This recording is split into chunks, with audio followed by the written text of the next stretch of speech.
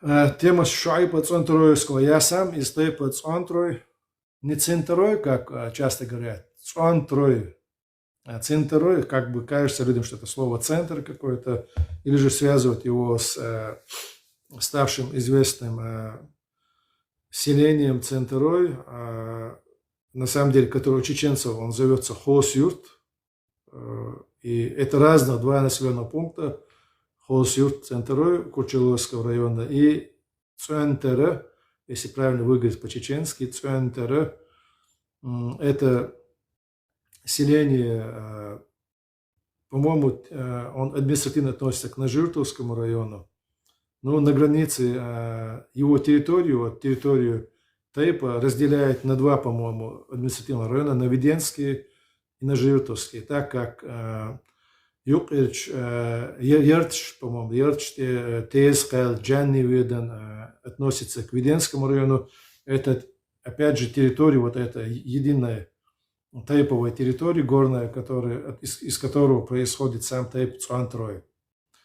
Когда еще не было вот этих административных делений советского периода и нынешнего периода, вообще само селение Цуэнтера, или по-русски Центрой, было таким главенствующим или административным населенным пунктом, где собирался на окрестностях этого села есть холм Тиетшуанкварт. Это в переводе с чеченского на русский гора Совета или гора, ну да, правильно будет именно Совета или Совещания. Тиетшу это совещание. Гора Совещания, где собирался Мехкел. Мехкел это был такой общенациональный институт, где решались вопросы общенационального характера. Поэтому этот населенный пункт просто совпал так, что по-русски центр, Центрой и вообще само селение Центра, его этимология, она сложна, о ней можно поговорить отдельно. Совпало, что это просто созвучие, но действительно это селение несло на себе какие-то элементы столицы. И даже в имаматовский период, в период имамата Шамиля, две столицы имамата также располагались недалеко от Цантроя. Если смотреть на север справа от него, это было Дарго, Дерх по-чеченски. И когда Дарго был сожжен российскими войсками, столица была перенесена в левую сторону от Цантроя, это Ведено, тоже недалеко от Цантроя. То есть сам вот этот район вокруг Цантроя, там есть такие известные селения, как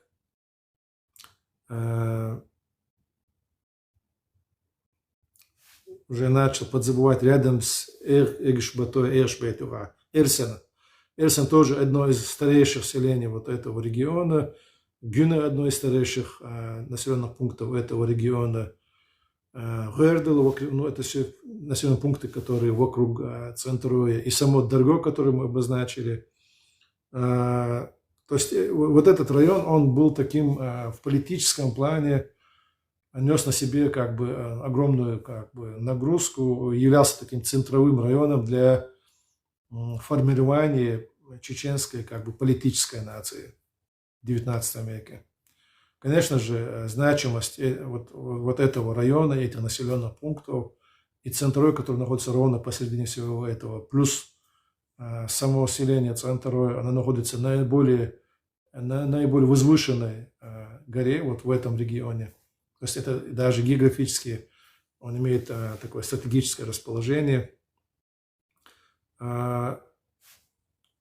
Затем, конечно, в 20 веке значение ушло этих населенных пунктов, оно переместилось на другие населенные пункты. И даже до этого, когда чеченцы начали осваивать другие территории, в процессе так называемой чеченской реконкисты, это также свое значение имели такие населенные пункты, как Чечена, Гихи и другие населенные пункты.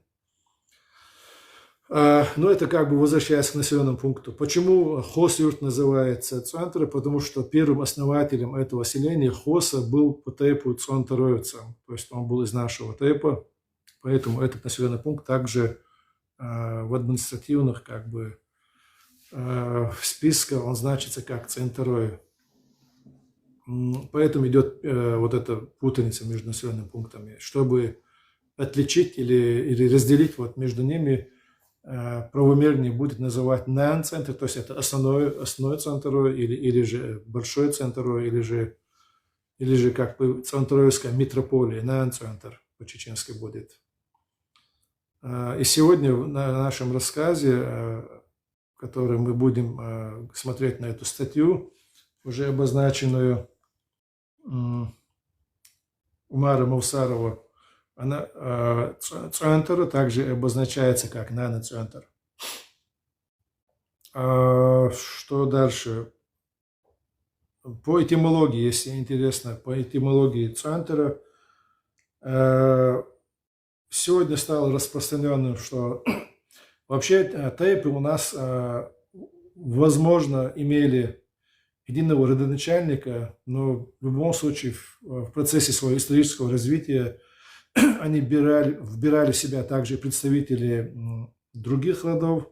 Это было связано с тем, что в древности людей было не так много, и постоянно шли междоусобные войны, и потребность воинских, то есть воинская дружина, потребность в защите от внешних угроз приводила к тому, что инкорпорировались вот эти тейпы и представители других родословных, так скажем. Да? Поэтому тейп, он все-таки более широкое понятие, нежели просто кровно-родственная община. Я об этом писал в своих статьях еще в начале нулевых. Одним из первых, когда в то время вообще было распространение, что тейп – это чисто кровное родство. Сегодня уже мнение, о котором я писал в своих статьях в те годы, стало превалирующим и в чеченской науке. Я вижу, сегодня вводят статьи. И плюс ДНК-исследования подтвердили мои тезисы о том, что в одном тейпе может быть несколько разных гаплогрупп, которые все-таки они являются вот членами этого одного тейпа. Но, естественно, одно бывает превалирующим, и бывают какие-то инкорпорированные в этот тейп другие рода. А кровное родство больше, скорее всего, идет или по гарам, или по неке, а тем более цинах, это люди одной крови или одного дома, переводят по-разному, то есть они тем более являются уже как бы те люди, которые до 7-го колена, и эти люди, за которыми есть обязанность мстить. То есть институт кровной мести, он также в период отсутствия государственного институтов наказания и поощрения, сам тейп и институт кровной мести, они имели превалирующее, очень важное значение. И после 7-го поколения уже на тебя обязанность кровной мести или же кровной мести с другой стороны на тебя не распространялась. То есть в 7 поколениях это цинах, дальше уже идут неки, это более обширные, еще более обширные это гары, и вообще само понятие кровного родства у нас передается через другой термин вар. То есть вар это и есть род, это и есть кровное родство. В тейп может ходить несколько варов. Не обязательно, но может. Бывает так, что немногочисленных тейпа всего лишь один вар, то есть одна кровь. И я почему об этом рассказал? Показать, что это несостоятельно было и существует среди цвантаровцев такое поверье, что мы происходим от предка Сюнтер. Но откуда это пошло? По-моему, Попов, автор 19 века, который описал сословие цвантаровцев в Горной Ичкерии, что чеченцы, то есть цвантаровцы переселились из Нашха 700 или 1000 лет назад, то есть это все-таки устная передача. Даже в 19 веке это было не точно, то ли 1000 лет, то ли 700-800 лет назад.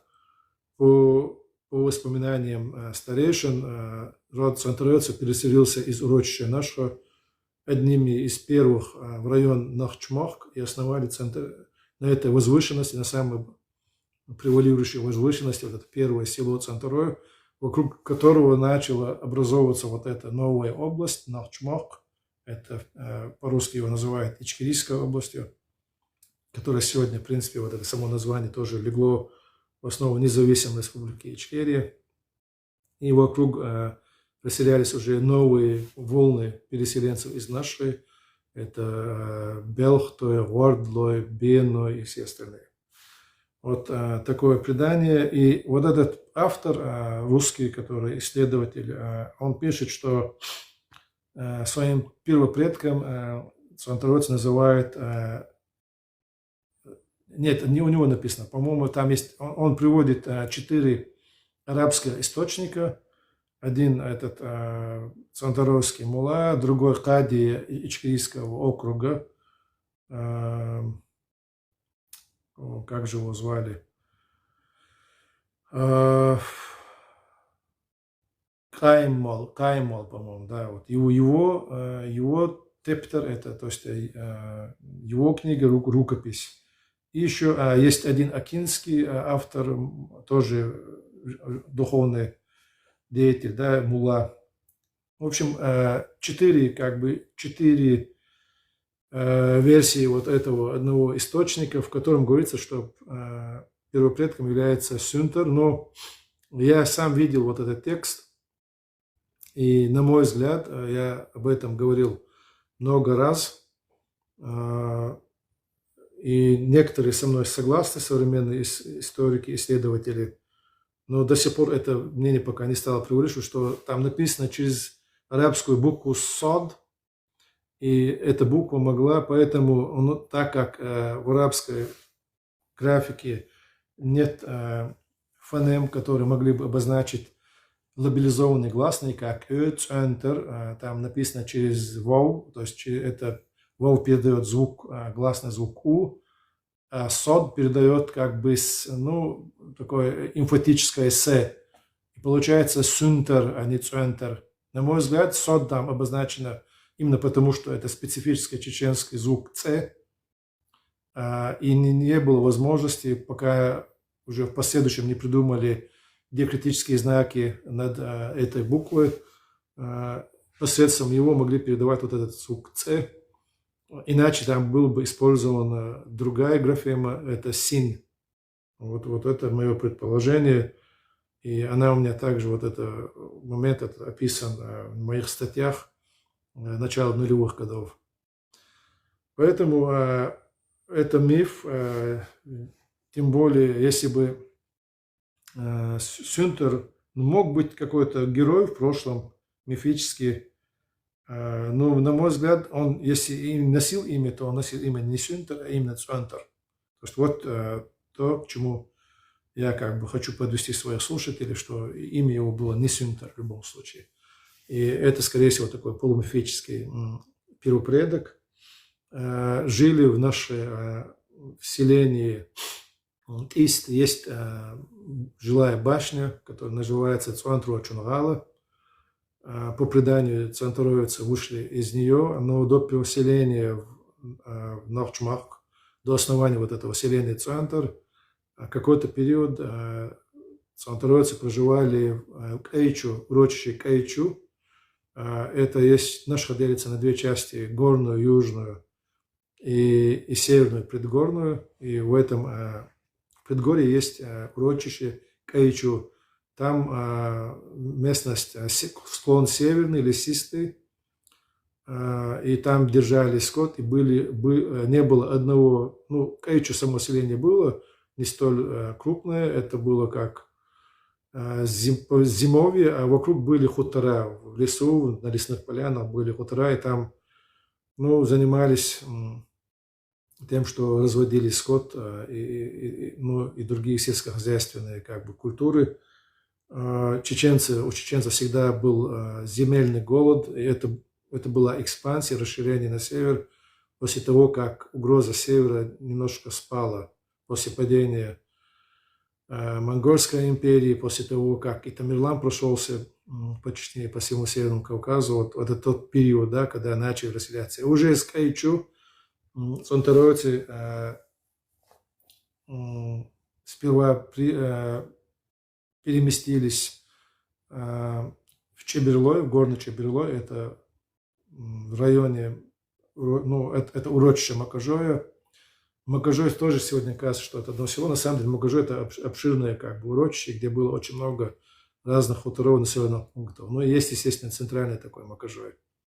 Вот по преданиям наших предков, там остановились цонторой на одну зимовку, а весной оставили у Макажой оставили своих женщин, стариков, детей, и молодые собрались в дружину, гейра, и пошли разведать вот этот район Нохчмох, где тогда еще были, ну, по преданиям говорят, Галмукой, скорее всего, так как впоследствии, ну, мы знаем, что калмыки – это одно из монгольских племен айратов, ветвь айратов.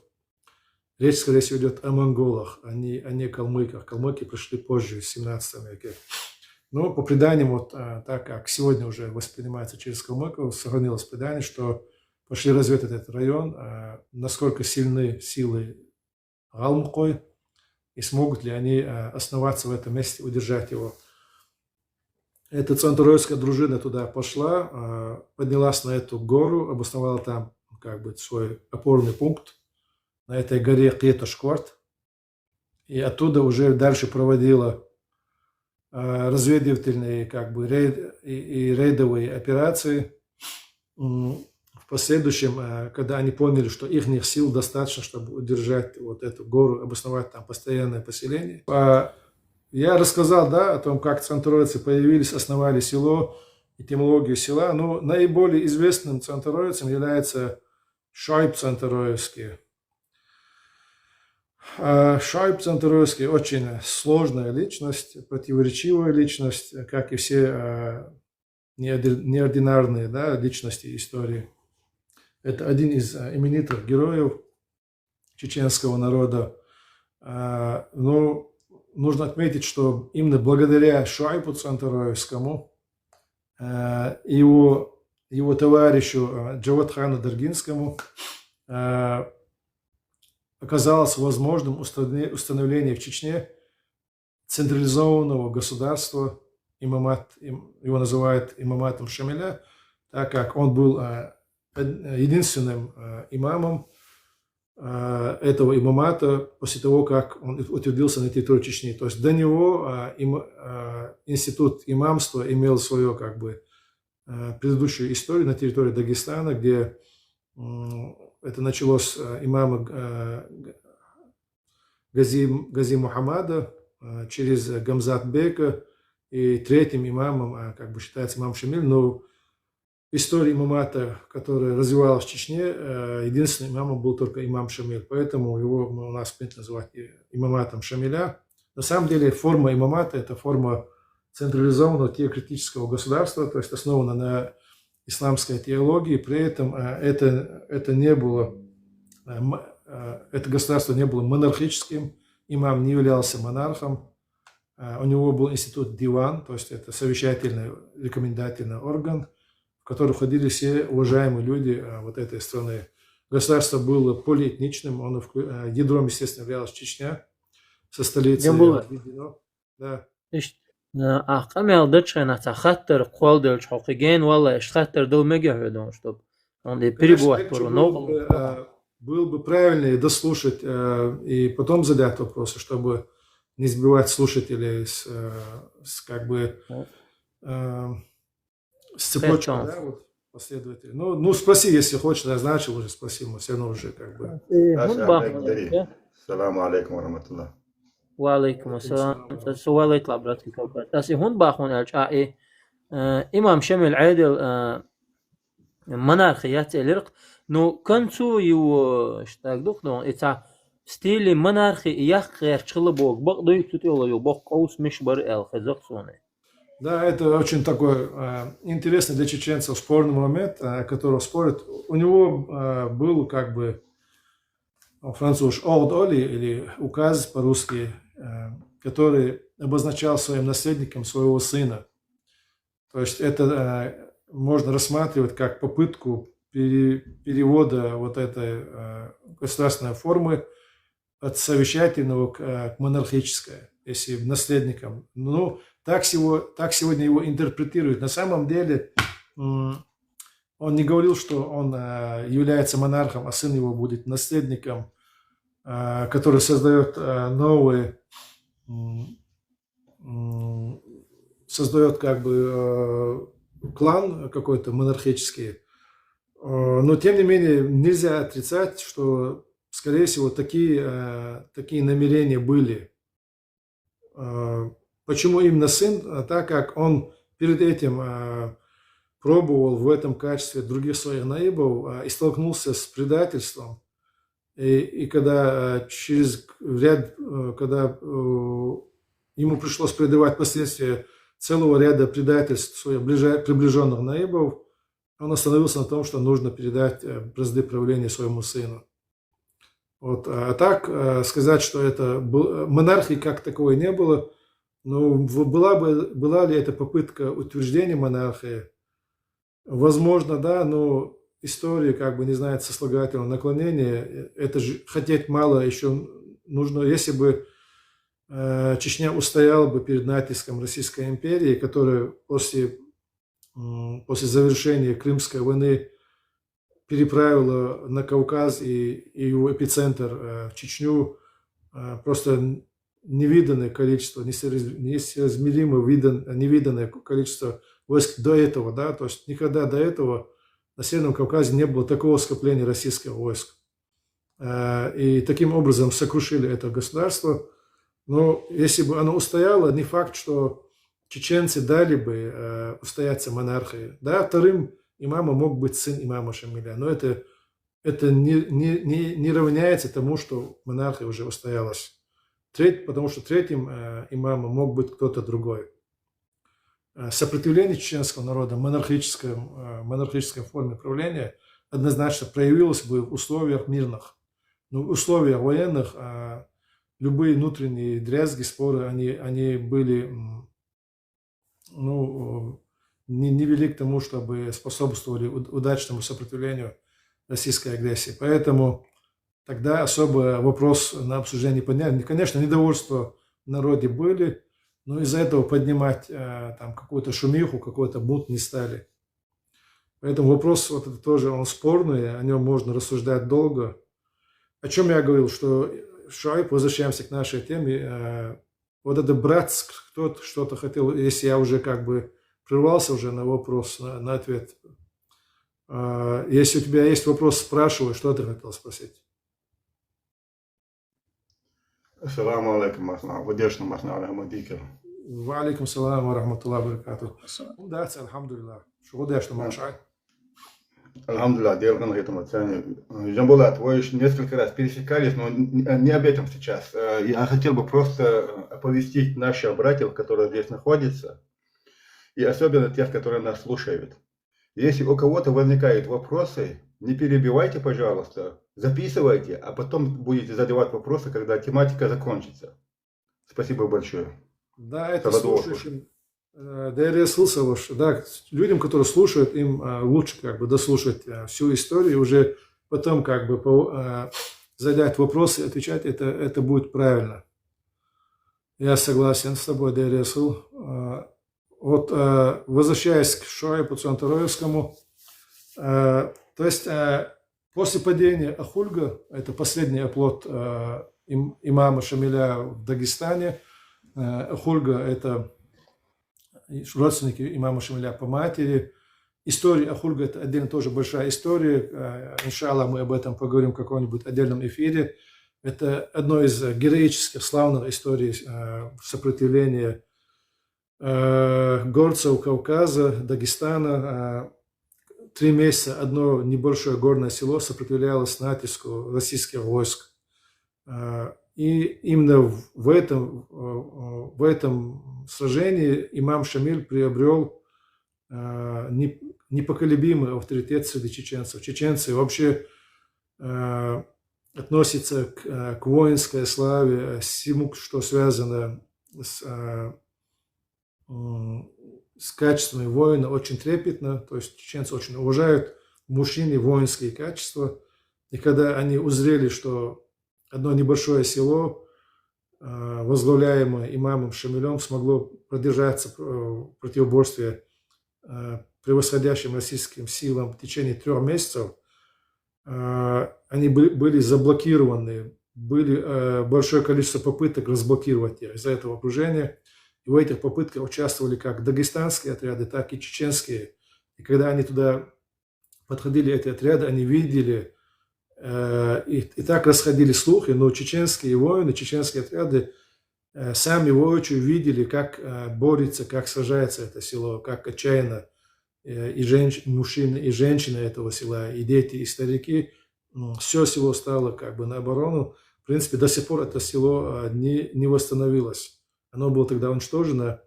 И то, что имам Шамиль со своим небольшой группой своих последователей вышел из этого окружения, это вызвало огромное уважение чеченцев к этой личности.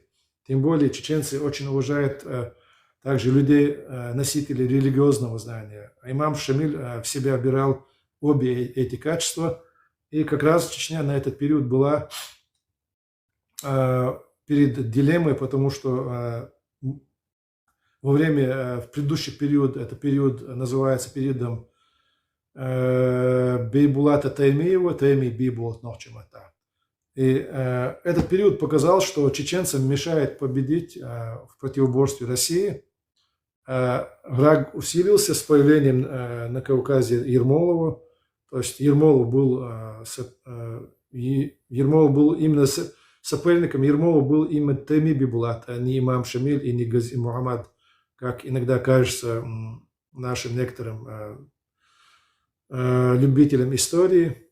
И вот этот период показал, что несмотря на все усилия Таймиева Бейбулата объединить разные вот эти тукумы в единую силу, то есть централизовать, реорганизовать этническую систему чеченского народа, не выходило. Чеченцы по своей структуре – это народ эгалитарный, вот это деление на тухумы, тайпы, на махки, оно позволяло балансировать между тем, чтобы отдельно взятые личности, персоны жилось хорошо, чтобы какая-нибудь монархическая власть в обществе не утвердилась, чтобы ни один тайп не превалировал над другим тайпом. Но эта система была хороша, пока мы находились в соседстве с нашими кавказскими народами, по численности равнозначными или даже меньшими, но и даже эта система могла противостоять таким значительным силам, как набеги крымского хана, как отдельные походы, а не системная экспансия России, как отдельные походы Надиршаха иранского. Против вот этой системной экспансии России сам период Ермолова и его антипода, того человека, который старался объединить чеченцев в борьбе против системных действий генерала Ермолова, который начал постройку линий, вырубку лесов, делать просеки. То есть он начал наступать медленно и планомерно. Против этого нужна была такая же централизованная сила. И чеченцы пришли к выводу, сам Шайб Цантройский пришел к выводу, что это невозможно. К слову, Шайб Цантройский был тоже непростым человеком. Его отец Мухаммад Хаджи был одним из именитейших богословов того времени. Он в какой-то период возглавлял Мехкел, а это мы уже говорили, совет страны. То есть властные амбиции у Шайба Цантройского были огромнейшие. Он из Тайпа, где собирается Народный совет или единственный народный институт вот этой коалиции чеченских тукумов. Его отец известный чеченский богослов. Его отец в какой-то период, там, по-моему, избирались на год, возглавлял вот этот Мехкел. Сам он был носителем религиозных знаний, Шайб Мулла. Он человек с молодости, который принимал участие в военных действиях, заслужил уважение своих товарищей. Причем в его отрядах были не только центруется, и даже не столько центруется, как представители очень разных типов Чечни, так как его судьба в детстве сложилась таким образом, что его отец после того, как он возглавлял Мехкел, был именит в Чечне, и его много разных чеченских населенных пунктов приглашали себе в село стать кадием. Поэтому какое-то время, в детское свое время, Шуайб Центровский провел в селении Гихи, где был кадием его отец Мухаммад. И в других селениях Западной Чечни. Также какой-то, по-моему, он даже родился в селении Ишхо-Юрт, где на этот период был кадием Мухаммад, его отец Мухаммад. То есть он за свое детство успел побывать в многих частях Чечни и, естественно, знал людей с этих разных районов Чечни. И когда он начал свой боевой путь, среди его друзей, среди его соратников были представители вот этих разных равнинных чеченских селений. И только когда царская администрация начала его преследовать, еще когда он не был таким именитым маршалом лесной войны, когда еще не устоялся имамат Шамиля, то есть в его ранний период его жизни, именно в силу преследования со стороны царской администрации он вынужден был впервые переехать на постоянной основе вот в этот Найны Центр, то есть метрополию Центровицев, Ичкерийский Центрой, горный Центрой. До этих пор он как бы жил в разных равнинных селениях. То есть, возвращаясь к амбициям Шуайба Центровского, они были сильны, и он также был человеком государственного мышления. Наверное, то, что в Чечне сегодня вот есть Чечня, вообще чеченский народ на Северном Кавказе отличается от других народов своим сильным традициями государственного мышления. В этом есть заслуга очень многих чеченских героев, таких как Ушурма Шейх Мансур, Теми Бибулат. Но одним из самых, может быть, ярких государственников, которые, в отличие от того же Бибулата Таймиева, в отличие от того же Ташу Хаджи Саясановского, даже в отличие от идеолога кавказской независимости шейха Мансура, наиболее таким последовательным государственником, который стоял на позициях построения централизованного крепкого государства, был именно Шуайб Центровский. Это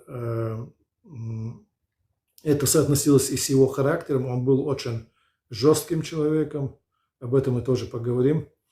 И он считал, что, конечно же, тайпы – это хорошо, вот эта горская демократия, которая была сильна в чеченском обществе, это все хорошо, до определенных пор, что именно отсутствие централизации мешает чеченцам вести долгую, последовательную и успешную войну против российской экспансии, что времена изменились, ситуация изменилась, и чеченцам нужно менять подход.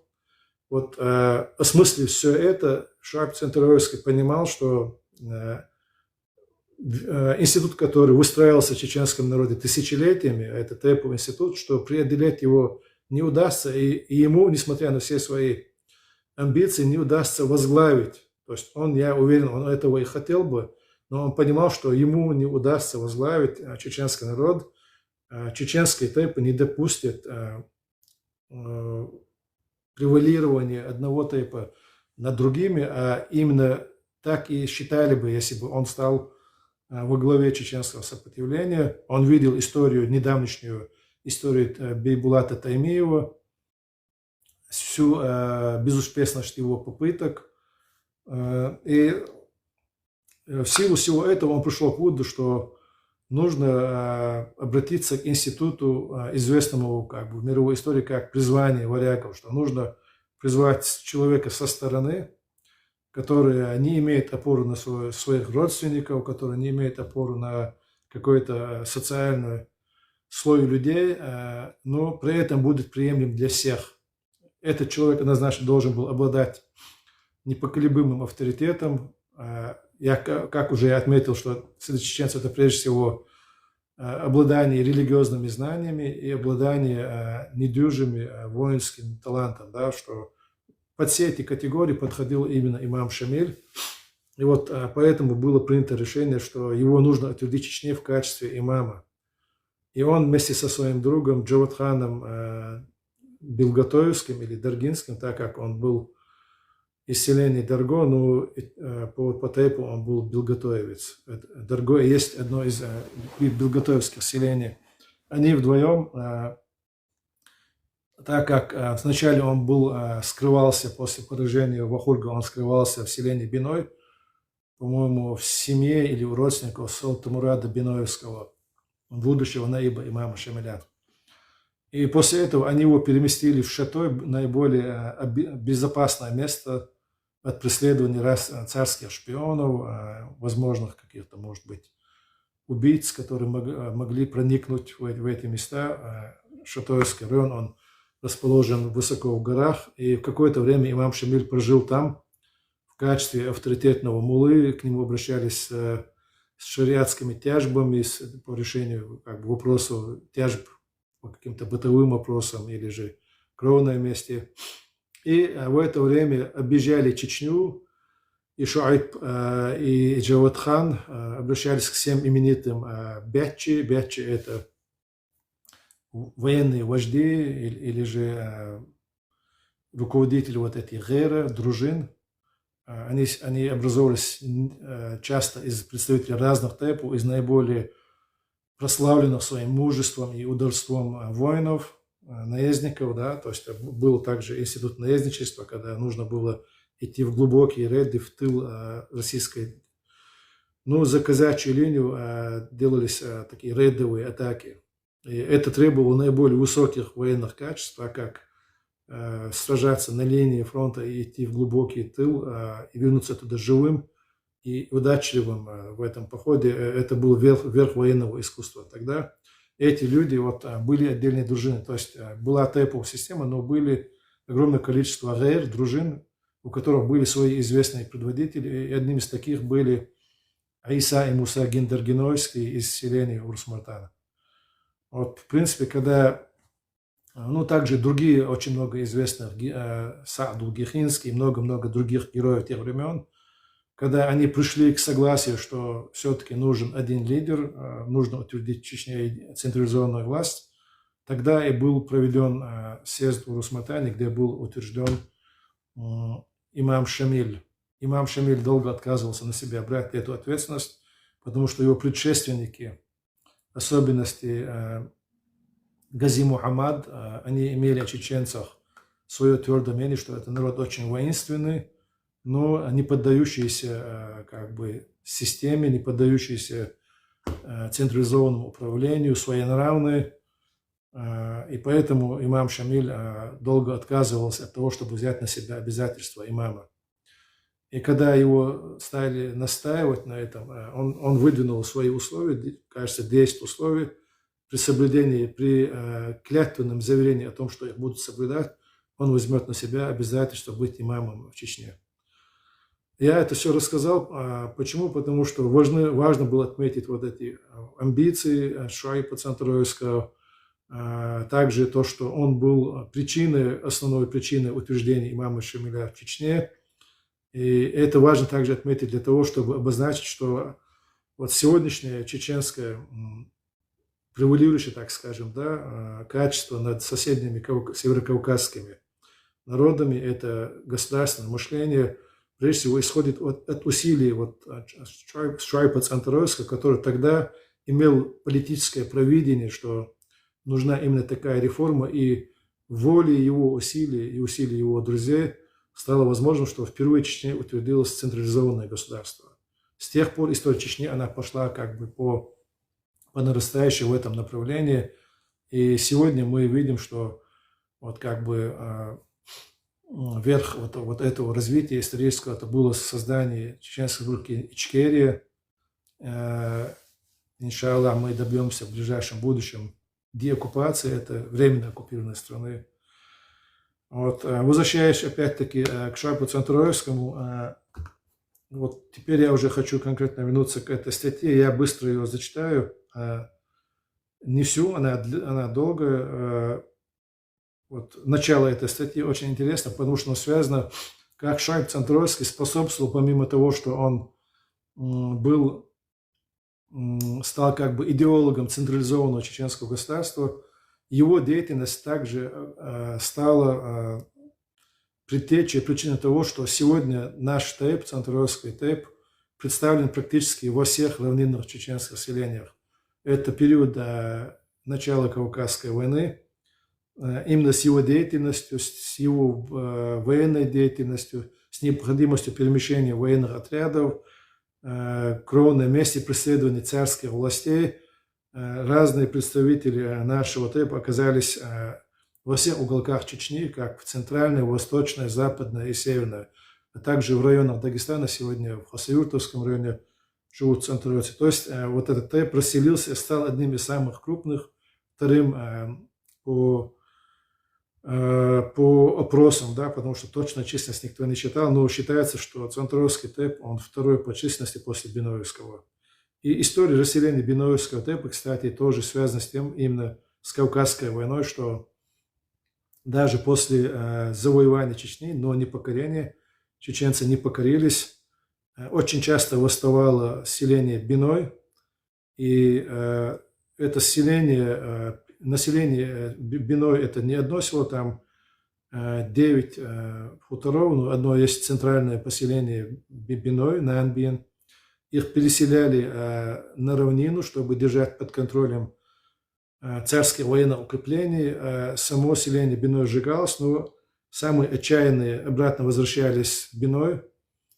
Через какое-то время, когда население возрастало, опять производилось восстание в селении Биной. Известно огромное количество восстаний в селении Биной. И ситуация систематически, периодически она повторялась. Опять их выселяли на равнинные территории, на Терек, в другие районы. И таким образом также Биноевский ТЭП, он из-за вот этого широкого географического расселения также вырос в числе.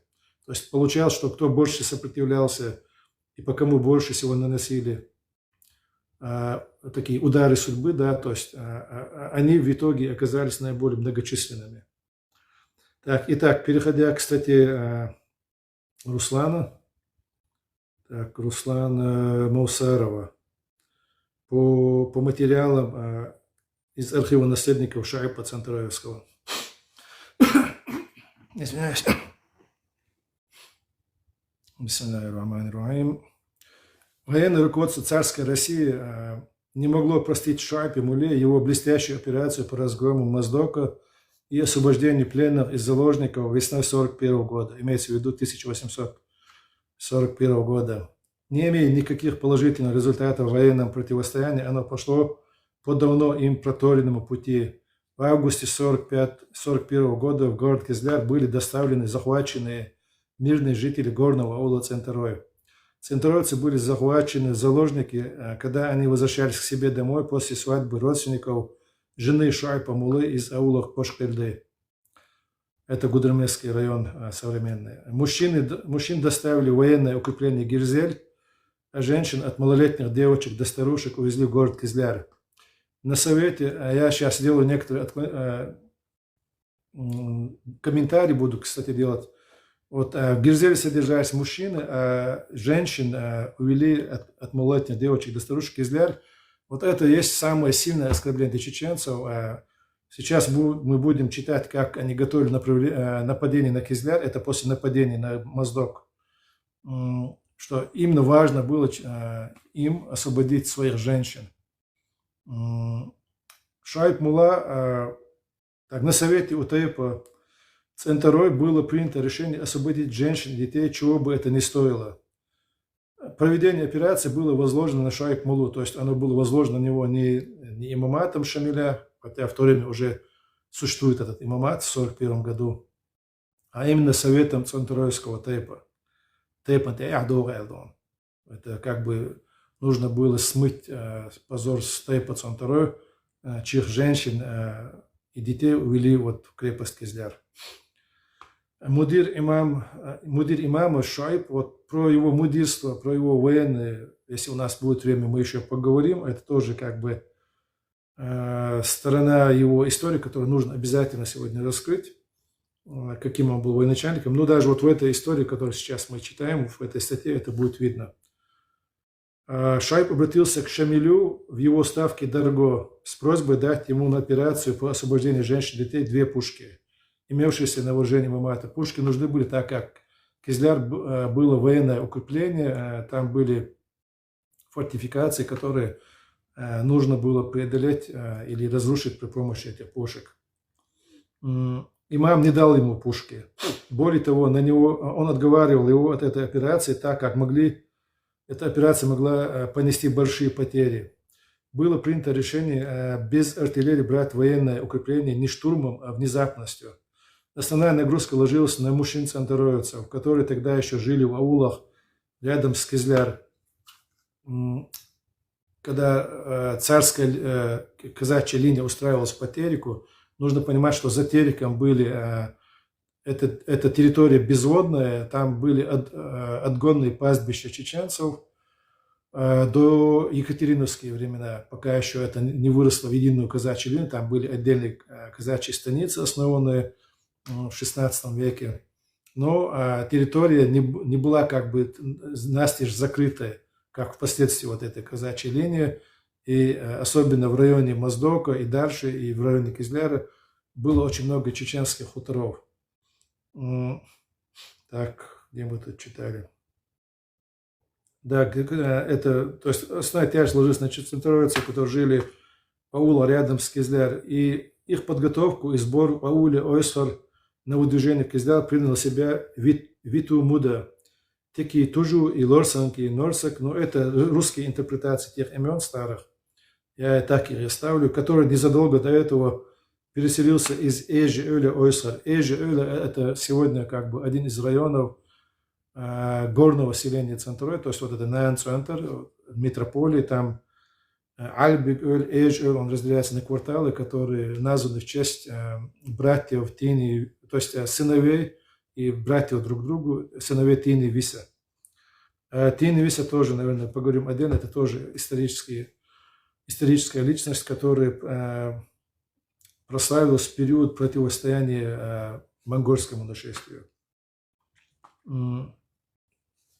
Операция была подготовлена за несколько дней. Верные товарищи Шайпа центроевцы Эли Хоса из Окиюрт, это тоже как бы Окиюрт, это тоже как бы квартал современного горного Центроя. Известны в этих местах своей смелостью и знанием ислама Эчи Ацка из того же аула, Исмаили Чальбиг из Эж-Öля. Эж-Öl также это, опять-таки, это все это кварталы вот горного Центроя. Тогда, скорее всего, это были отдельные хутора и селения. Чальбиг Хаса из Найн Центроя, Теки Тужу, Муди Бурта из Ойсара, Мучи Ача из Найн Центроя, а также Бену, это уже сейчас идут другие предводители. То есть это не просто какие-то имена воинов, а это бетчи, это все предводители отдельных военных отрядов, дружин, которые проверены в боях, в рейдах, о которых я говорил. А также Бену, Рамзи, Ада, Чинхо, Гези, Эза из Даут-Мартана, Гендергну, Умари, Умха, двоюродный брат Наиба Исе из Урус-Мартана, Чинти, Аху из Белгатоя, Шону, Оздмир из Троцин-Юрта, Нашхо Сайдаши, Ларснах из Гихи, Нихло Иби Мунгаш из Шами-Юрта и многие другие представители разных типов собрались на освобождение женщин и детей из плена. Кумуки из таркинского рода Шамхала, родственники Ташау-Хаджи по матери. Есть другая история, где рассказывается о том, о взаимоотношениях Ташау-Хаджи с центроевцами. У среди центроев есть мнение, что он являлся выходцем, то есть он потомком центроевцев, ассимилировался до кумыков. Ну, конечно, эта версия, эта теория оспаривается, но тем не менее она есть. Есть история прихода Ташау-Хаджи в Центроя, когда его село не приняло, сказав, что ты не из нас, так как ты не говоришь по-чеченски. Затем он поселился в Саисане по приглашению одного из своих мюридов, известных мюридов. Мюриды Ташау-Хаджи это прекрасно знают. Всю эту историю, о ней тоже можно будет как-нибудь в одном из эфиров отдельно рассказать. То есть это были кумыки, были родственники Ташау-Хаджи по матери. Они также сыграли важную роль в подготовке и проведении этой операции. В результате внезапного нападения на рассвете при активной поддержке кумыков в самом городе отряд Шуайба захватил Кизляр, уничтожил военное укрепление и освободил заложников. Молниеносно была проведена операция по взятию военного укрепления. В результате этой атаки было захвачено много трофеев, в том числе 6 пушек, которые в 1845 году в бою при Дарго успешно использовались. То есть это 45 год, это, ну, те, кто знает, сейчас не буду уже отсылаться, они поймут, о чем речь. Также были взяты в плен 72 солдата и офицера. Затем рассказывается, статья длинная, я все ее перечитывать не буду, рассказывается, как они с боями пробивались. Это же все-таки очень отдаленная территория Кизляр, нужно проходить по степной зоне.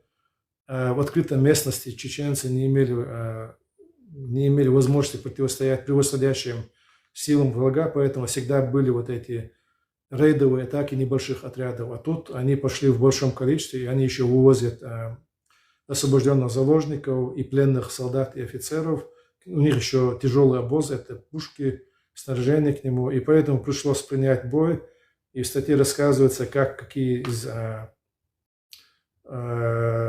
обозначенных выше героев из разных типов и центуроицы отличились в этом бою. Чинхоевец, это Гези, Эза и другие. То есть они противостояли подразделениям генерала Альшевского, который их преследовал. Им удалось, несмотря на все это, несмотря на опасения имама Шамиля, что это немножко авантюрная операция, все-таки честь рода.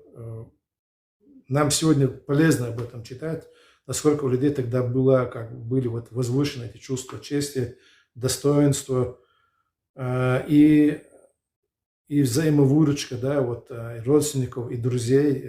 Вот очень много здесь примеров в этой истории, у которых сегодня нам стоит поучиться. Вырвавшись из кольца, горцы вернулись домой. С момента взятия Кизляра армия Шуайба, состоявшая из отрядов пехоты и конницы, усилилась и артиллерией. Возвратившись в Цанторой, Шуайб установил пушки на высоте Кейтшкорт, это гора, где проводился Мехтел, и начал палить из орудий по окраинам ставки имама Шамиля.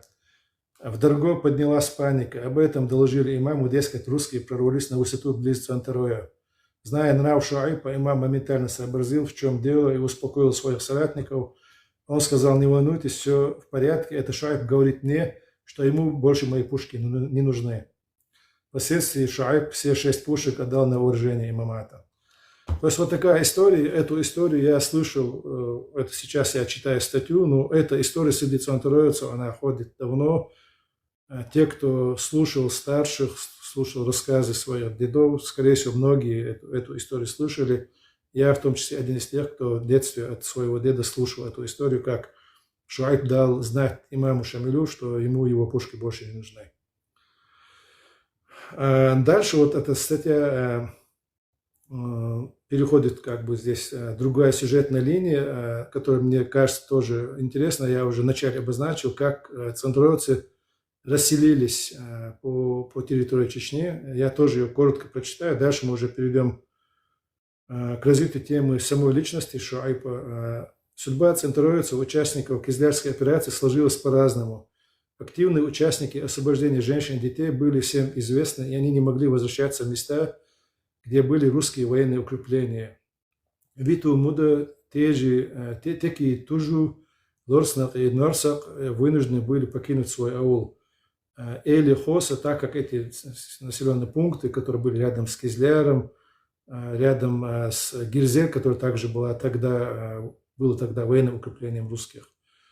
И Ойсар тоже был в зоне доступности атак российского войска. Все центуроевцы, которые жили в этих селениях, приняли участие, они уже не могли вернуться в свои родные дома. Эли Хоса был приглашен возглавить поселение Цантарой, которое потом назвали его именем, вот как раз здесь это обозначено, назвали его именем Хоси-Юрт.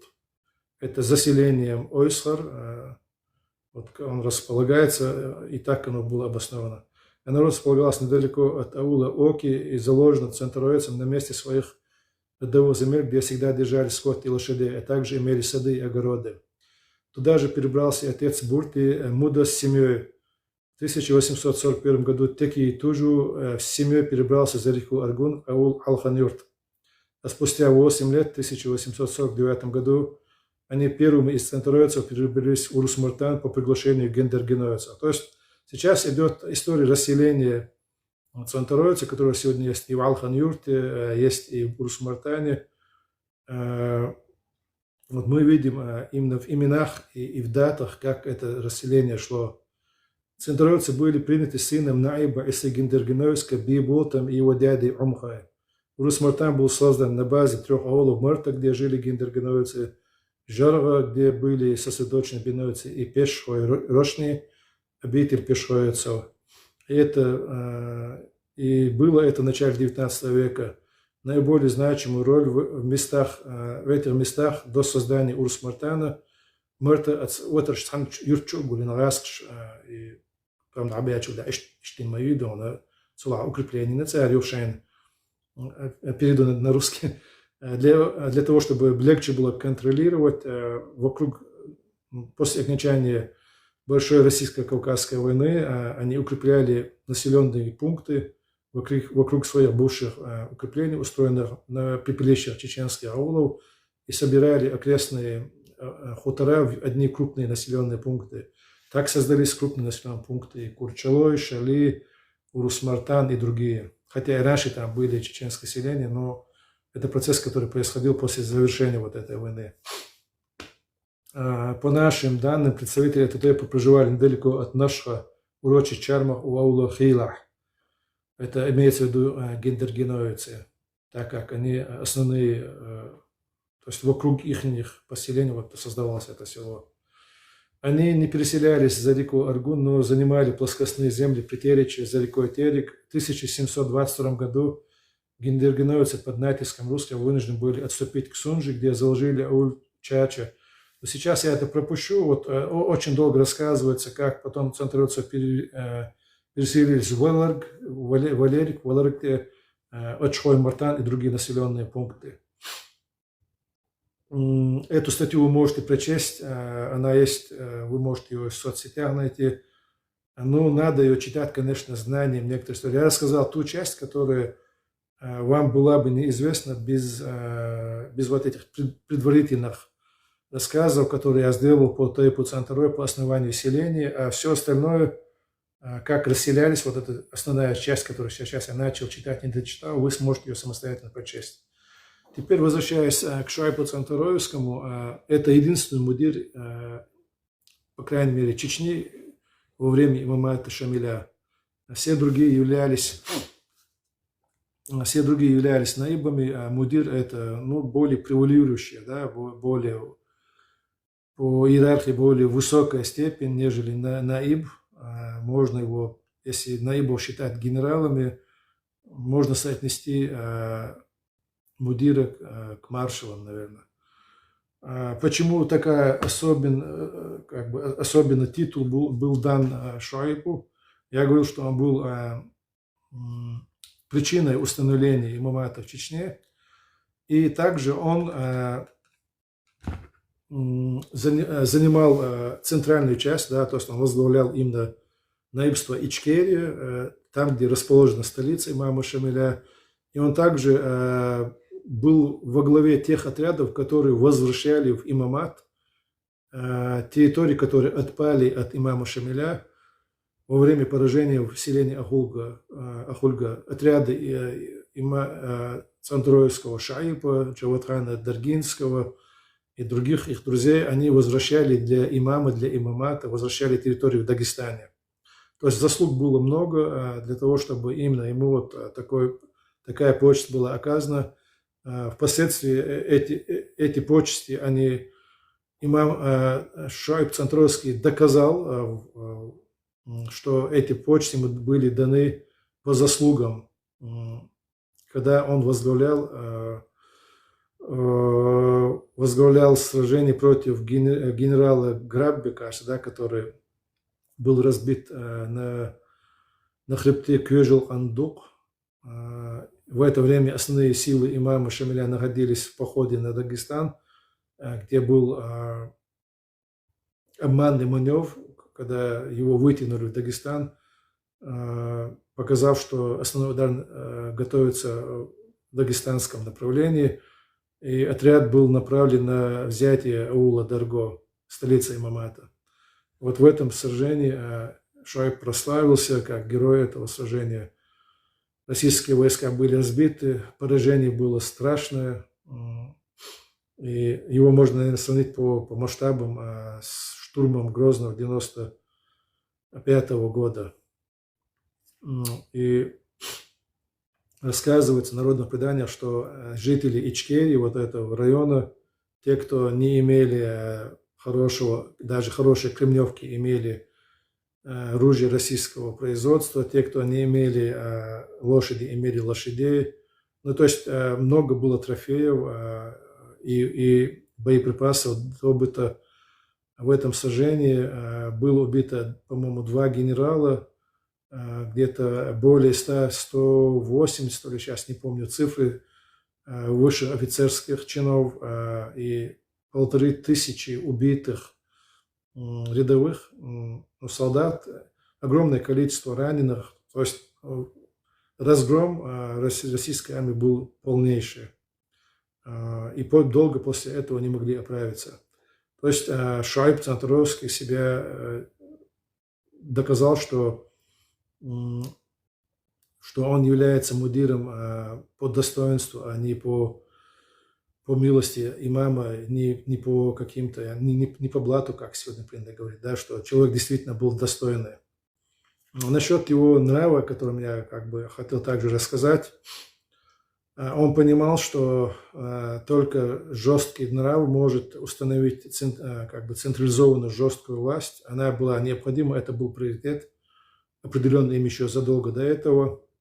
И, в принципе, это было свойственно и его характеру.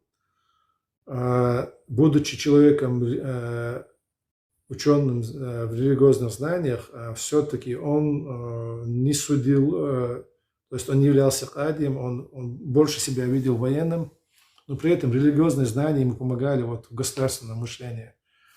Если Тейми Бибулат явился примером того, что нужно отходить от старой тейповой системы централизации, то Ташоу Хаджи для него был также другим примером. Он также был оппонентом Шуайба Цантороевского. То есть у них были политические разногласия. Чем был известен Ташоу Хаджи, что он был непримиримым врагом русских, то есть основываясь от религиозной догмы кафиров, но он был очень снисходительным к мусульманам, да, к дагестанцам, чеченцам. Он считал, что их нельзя их ругать, нельзя их силой принуждать к чему-то, что нужно добиваться всего проповедью и мягкой силой. И кавказцы народ очень жесткий, очень упертый и своенравный. И Шуайб Цантороевский видел, что одними увещеваниями и проповедью добиться тех преобразований, которым он приготовил чеченский народ и Чечню, не удастся. Он считал, что это нужно проводить. То есть строить государство нужно, как говорится, ежовых рукавицах, да, вот как звучит эта пословица, я уже не помню.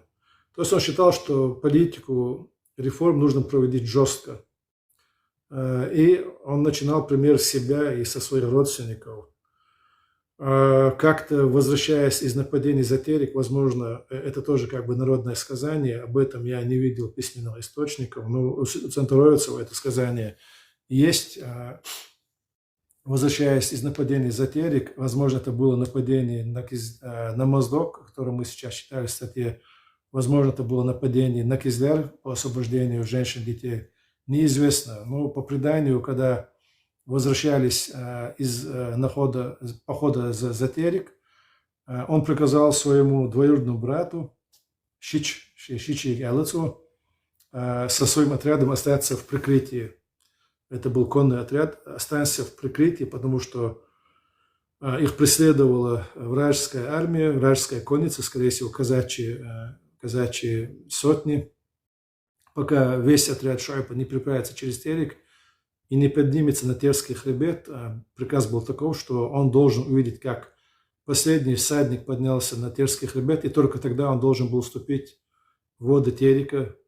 До тех пор он должен был оставаться на вражеском берегу, прикрывая отход и переправу через реку Терек.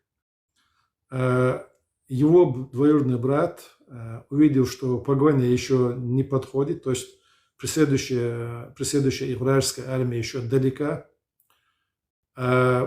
Последний всадник вышел из Терека, но еще не поднялся на хребет. Там достаточно большая дистанция, чтобы проехать до хребта и подняться на хребет. Но увидев это, что он понял, что уже не грозит отряду Шуайба никакой опасности, и, нарушив приказ, начал переправу через Терек.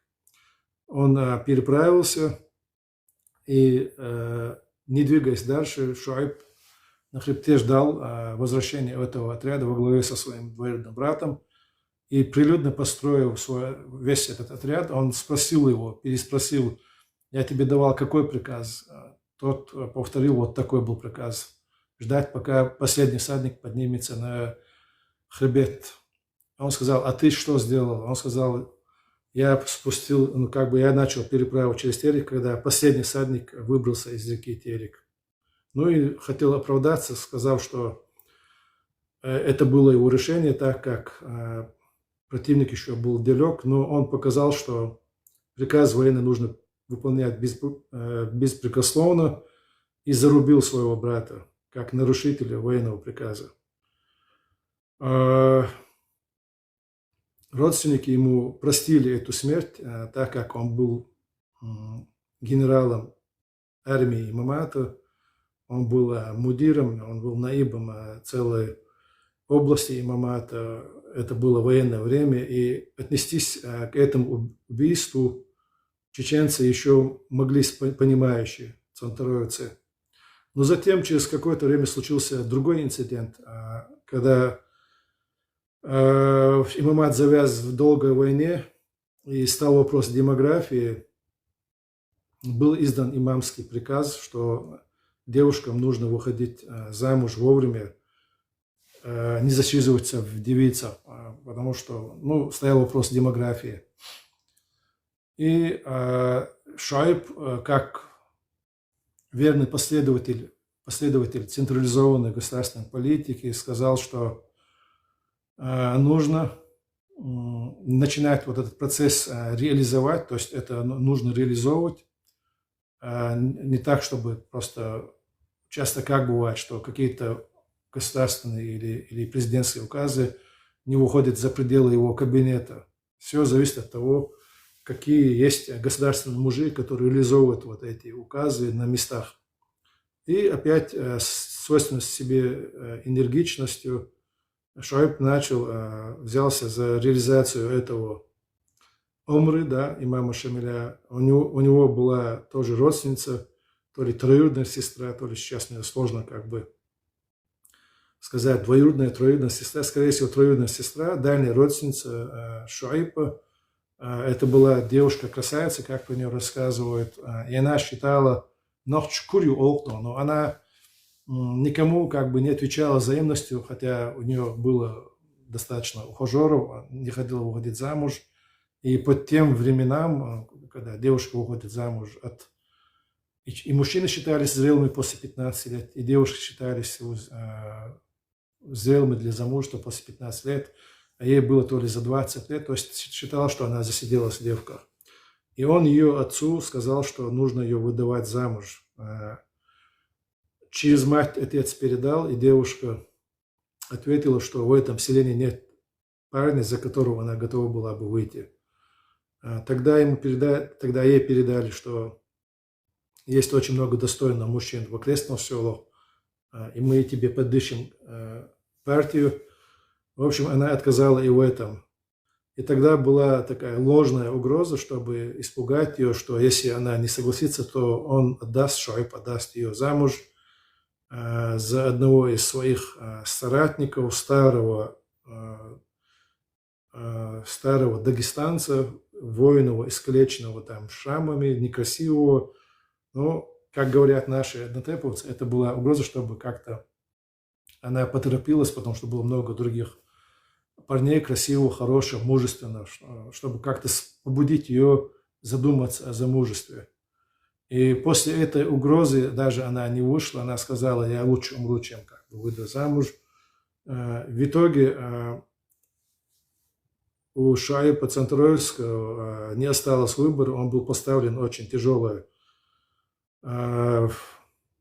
положение, когда приказ чиновника, можно сказать, да, или администратора государственного, который стоял у истока вообще этой реформы централизованного государства, когда свой же родственник отказывает ему в исполнении приказа. И в Чечне не было тюрем, но были ямы у мечети. В мечети всегда находились, кто-то находился, то ли мулак, то ли кто-то, кто проводит там постоянное время. И у мечети в чеченских селениях были ямы для пленных. Из ям выбраться вообще как бы невозможно. Ну, почему именно у мечети? Потому что кто-то мог, если вдруг даже такая попытка была, мог услышать и предотвратить побег.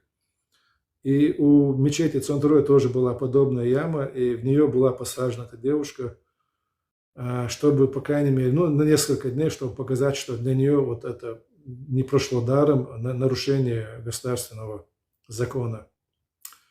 И затем история развивалась таким образом, что в мечеть, кажется, в эти дни пятничная молитва, пришли люди на молитву, и девушка из этой ямы кричала своим односельчанам: вы, цантуроевцы, вы не мужчины, ваша сестра сидит в яме, и вы спокойно идете молиться в мечеть, ваши молитвы не зайдут выше вашей головы, не будут приняты Аллахом, так как Аллах не принимает молитву ни мужчин.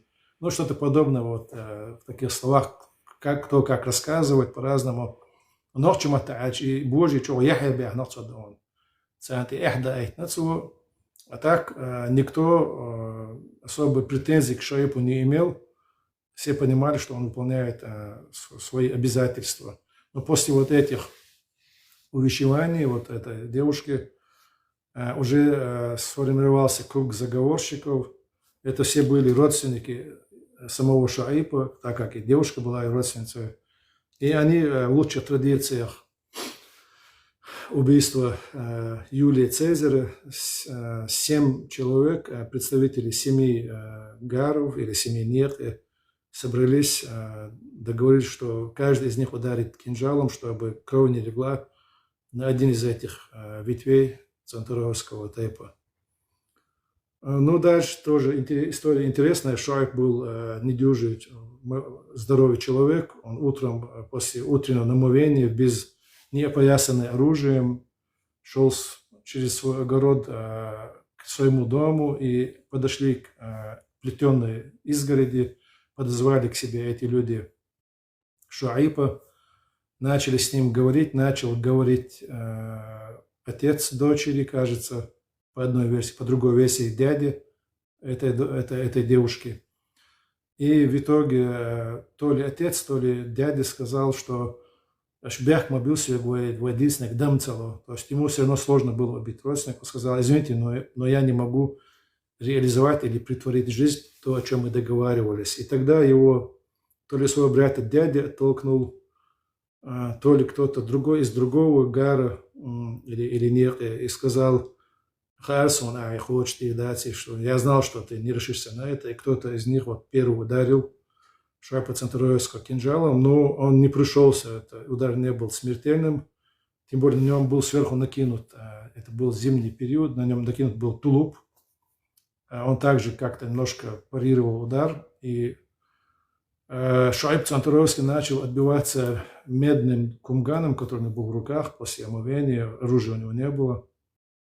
Ну, против 7 человек, один человек, какого бы сильный физически он не был, шансов у него не было. В общем, таким образом был убит величайший герой, да, прославленный в боях, известный герой величайших чеченских побед на российской армии был. То есть вот такая смерть настигла этого человека. И даже самой своей смертью Шуайб стал причиной утверждения центральной централизованной власти в Чечне, когда имам Шамиль, до этого он был как бы приглашенным человеком, то есть зависимым от тех, кто его пригласил. А уже тут он справ правителя в наказании убийства своего высшего руководящего ставленника, приехал в Цанторой, был суд, и были казнены заговорщики, и кто-то из них сбежал от этого, там тоже долгая история. Ну, нужно отметить тот факт, что Шуайб даже своей смертью сыграл роль в укреплении вот централизованной власти Чечни. В общем, вот такая героическая и тем временем трагическая судьба этого, безусловно, величайшего, да, человека в нашей истории чеченского народа. В общем, на этом, я думаю, можно завершить. Это очень ограниченный, очень сжатый рассказ о Шуайбе. Он заслуживает однозначно большего. Но я думаю, что я уже несколько утомил своих слушателей и зрителей. Поэтому уже можно перейти к вопросам. А уже отдельно потом, то есть я обрисовал такие рамочные, да, истории, то есть я обрамление вот этой истории, то есть чтобы имелось общее впечатление о его этапах развития. Детально о нем можно говорить очень много, очень долго, как и о других, естественно, наших героях. Вот, теперь я уже буду ждать ваших вопросов, если они будут, буду отвечать. Да, я слушаю, Масана Радуан.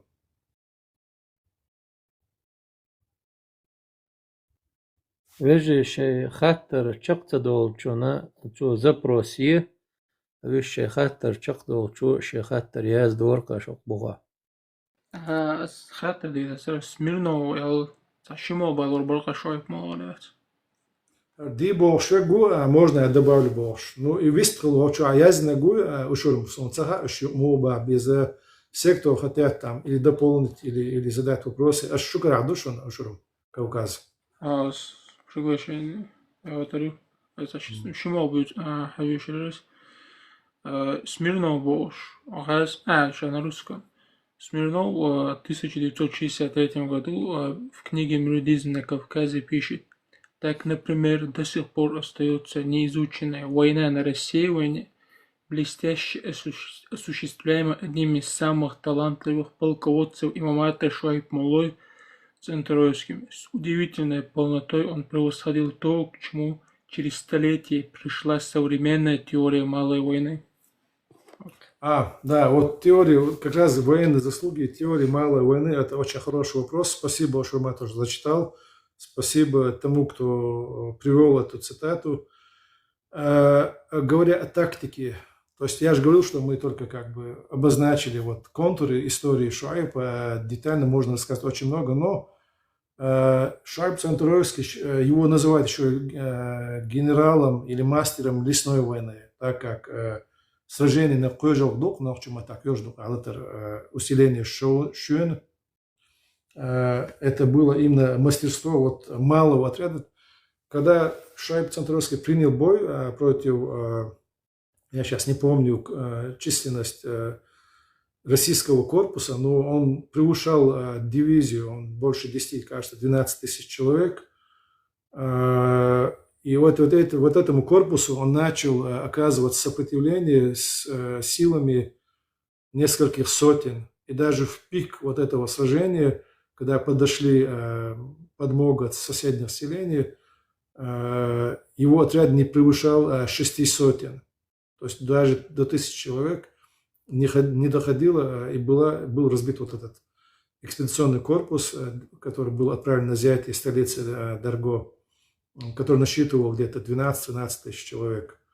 То же самое мы видели, да, в 1995 году, когда несоизмеримые силы чеченцев разбили атакующие отряды, и особенно была разбита Майкопская бригада в центре Грозного. Что-то подобное тогда произошло.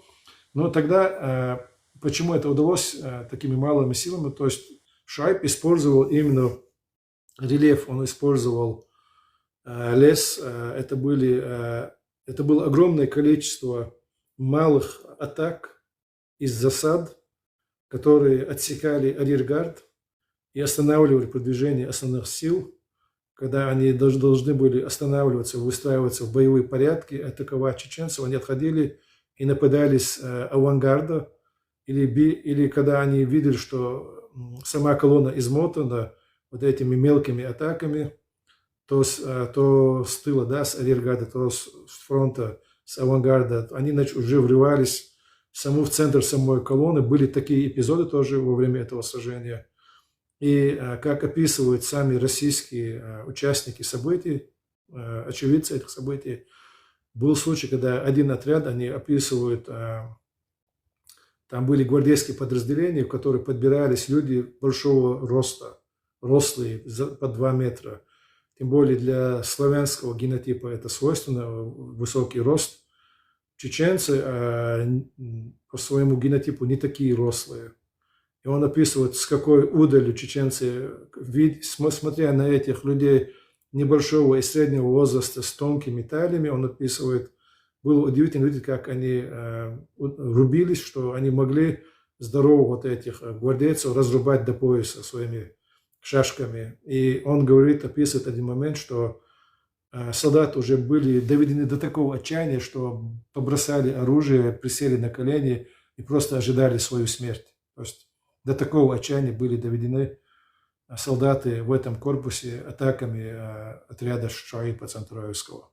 Вот эта тактика, тактика лесной войны, она впоследствии после его смерти использовалась чеченцами разными другими нашими наибами, полководцами, которые учли вот этот опыт вот этой войны. То есть вот этих сражений, которые были отработаны именно Шуайбом Центроевским. Ну, а также его считают мастером ночной войны, когда он проводил атаки под прикрытием ночи. В тот период вообще было не свойственно атаковать ночью из-за невидимости. Но малым отрядом, который в каждом отряде известен своими качествами воина, каждый знает друг друга, малыми отрядами это было достижимо, и нужно было только достичь согласования огромного количества разных мелких отрядов, которые могли, ориентируясь по каким-то особым своим сигналам, проникать в ряды врага. И это особенно повергало в шок врага, который не ожидал вот таких ночных атак. Говоря вообще о тактике чеченцев, это как бы Шуайб был известен своими какими-то особенностями войны. Вообще Кавказская война выделила очень много талантов, да, среди чеченцев. Тот же Телхиг Шелинский, его тактика летучая, которая впоследствии в Первую мировую войну стала известна как летучая артиллерия российской армии в противодействии против австро-венгерской армии. Вот эта же тактика заимствована у чеченцев во время российско-кавказской войны, так как за неимением нужного количества артиллерии Шуайб, то есть Телхиг Шелинский или Сеженютовский, по-разному называют, он научился вести огонь из артиллерии, не распрягая вот эти лошадиные упряги, то есть не отделяя лафет от упряг, он научился вести прицельный огонь, и после завершения огня они не тратили времени на то, чтобы запрягать обратно вот эти телеги, артиллерийские вот эти лафеты, запрягать, чтобы изменить местность, потому что всегда следовал ответный огонь от российской артиллерии. Российские артиллеристы отличались меткой стрельбой, и нужно было немедленно поменять локацию вот этой немногочисленной имаматской вот этой артиллерии, иначе невозможно было удержать артиллерию. Все пушки были в основном трофейные. Собственное производство тоже были попытки, но они не увенчались успехом, поэтому небольшое количество вот этой артиллерии нужно было таким образом спасать. Это приводило в удивление врагов. Они только позже поняли, как производится вот эта тактика, и взяли ее себе на вооружение. Ну и много других моментов, когда еще во время имама шейха Мансура строились такие деревянные дубовые щиты на колесах, засыпанные землей против артиллерийских ударов во время штурма российских укреплений. Скрываясь за этими щитами, подбирались ближе к укреплениям, взбирались на лестнице, на стены, и таким образом брались на штурм российские укрепления. И я помню даже один из российских офицеров, источники сейчас назвать трудно, потому что я по периоду Кавказской войны уже давно не занимался. Меня сейчас занимают другие периоды и другие проблемы. Но в свое время, когда я занимался углубленно тематикой российско-кавказской войны, я читал и все эти моменты помню на память. Рассказывал один из участников войны, российский офицер, что иногда сравнивают борьбу чеченцев и кавказцев с противодействием французской колониальной политики в Северной Африке. Он сказал, что это не идет никакое сравнение, так как один взвод французского иностранного легиона мог удержать французское укрепление в Северной Африке против тысячи и несколько тысяч берберов и других, которые, то есть, если один взвод находится в этом небольшом укреплении, то есть они имели шансы остаться неприступными, невзятыми. А на Кавказской войне, особенности в равнинной Чечне, укрепления иногда брались методом неожиданности. Даже сотни чеченских бойцов, то, что мы говорили о ночных вылазках, сотни чеченских смельчаков могла взять крепость, имеющую гарнизон несколько тысяч человек, но другой вопрос, что закрепить этот успех не было возможности при неимении превалирующего числа своих воинов. Тот же Тайми Бибулат или Бибулат Таймиев по-русски, по русской версии, он брал один из 6 бастионов крепости Грозной. Она была в форме звезды Давида и 6 имела 6 в форме шестиконечной звезды, и каждый угол имел по одному бастиону, укрепленному орудиями. И по-моему, силами одной гейры, это 60 или 80 человек, это было трудно сейчас вспомнить на память какой год, но в первые годы создания этой крепости Грозной Тайми Бибулт взял со своими воинами один из бастионов Грозной. Но овладеть всей крепостью не удалось. Если бы удалось, то мы, наверное, не знали бы истории создания самого города Грозного, утверждения российского владычества на этой территории. Но не удалось, так как не было еще такой нужной централизации чеченского общества, к которому впоследствии вел Шуайб Цанторовский. И сам исторический пример создания имамата Шамиля. О тактике военной можно говорить очень много, там есть очень много интересных нюансов. В принципе, весь этот опыт войны был заимствован, использован в российской армии, применен во время Крымской войны против Турции и его союзников. Также этот опыт был применен во время покорения ханств в Центральной Азии, Бухарская, Хивинская, то есть армия, которая 50 лет воевала в Чечне и на Северном Кавказе, эта армия в течение нескольких месяцев взяла под контроль Российской империи огромные территории Центральной Азии.